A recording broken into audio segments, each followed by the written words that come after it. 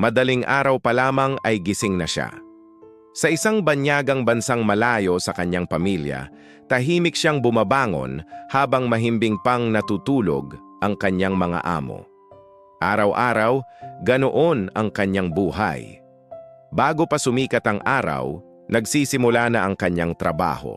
Nagluluto ng almusal, naglilinis ng napakalaking bahay, naglalaba ng sandamakmak na damit, nag-aalaga ng mga bata, at halos hindi nauupo hanggang sumapit ang gabi. Mahigit 15 taon na niyang ginagawa iyon. 15 taon na malayo sa sariling bayan.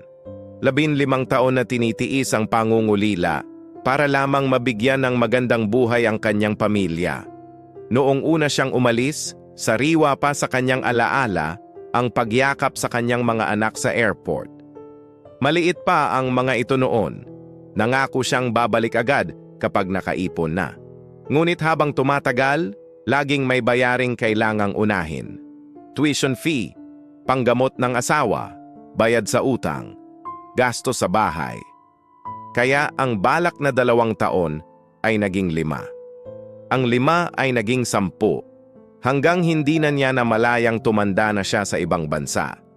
Maraming beses siyang umiyak ng palihim sa banyo kapag namimiss ang pamilya.